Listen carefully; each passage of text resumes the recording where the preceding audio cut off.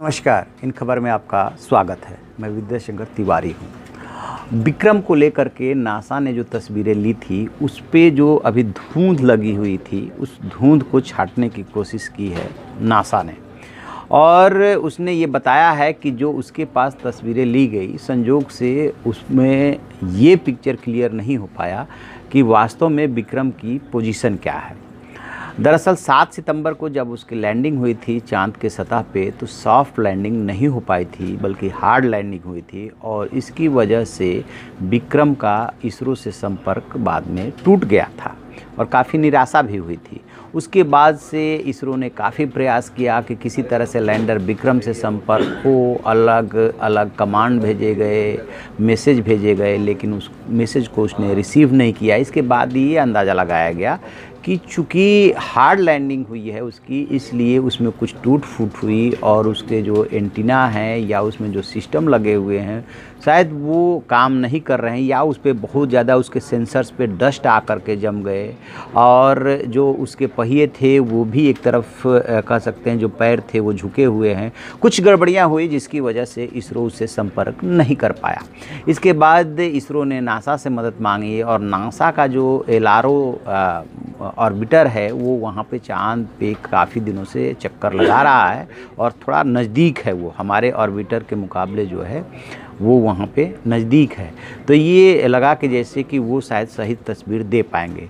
लेकिन अब जो नासा ने क्लैरिफाई किया है, जो जानकारी दी है, उसके मुताबिक 17 सितंबर को उसने कुछ तस्वीरें वहाँ की ली है, और वो जो तस्वीर ली गई है वहाँ पे चूँकि चाँद पे बहुत बड़े बड़े क्रेटर्स हैं, तो माना ये जाता है कि सिम्प्लियस एन और मैजिनस सी क्रेटर्स के बीच में ये लैंडिंग हुई थी, और उसकी हार्ड लैंडिंग हुई, इसलिए वहाँ पे उसको जो विक्रम को दिक्कत हुई, और उसकी वजह से जो है वो काम सही से नहीं कर पाया। तो एक बात तो उन्होंने क्लियर कर दी, लेकिन दूसरी जो बात उन्होंने बताई है कि जिस वक्त LRO उनका गुजरा वहाँ से, वो उस समय गोधूली बेला था, यानी कि शाम का बेला था, थोड़ा थोड़ा अंधेरा था और थोड़ा थोड़ा उजाला था, तो जिसकी वजह से लैंडर जो विक्रम है उसकी सही तस्वीर अभी भी उसे नहीं मिल पाई है। ये बात अलग है कि उसने वहाँ की तस्वीर 150 किलोमीटर तक दूर से जो है वो तस्वीर जो खींची है वो एकदम क्लियर कट पिक्चर है, और उसमें से बहुत कुछ क्रेटर्स वगैरह दिख रहा है, लेकिन लैंडर विक्रम की स्थिति अभी नहीं दिख रही है उसमें। अब क्या हो सकता है इसके बाद में, क्योंकि अभी भी इसरो और नासा ने उम्मीद नहीं छोड़ी है। तो अब कहा यह जा रहा है कि चूँकि पृथ्वी के 14 दिन के बराबर वहाँ का एक दिन और एक रात होता है, तो 14 अक्टूबर के आसपास फिर से जो LRO और उसमें जो कैमरा लगा हुआ है उसको मिला करके वो हाई रेजोल्यूशन का कैमरा है, वो 14 अक्टूबर के आसपास फिर से वहाँ से गुजरेगा, तो शायद अब की बार कुछ क्लियर कट पिक्चर वहाँ की मिले, तब जाकर के स्थिति क्लियर होगी कि विक्रम को लेकर के कुछ उम्मीद बची भी है, नहीं है, किस पोजीशन में है, क्या आगे चल कर के काम कर सकता है।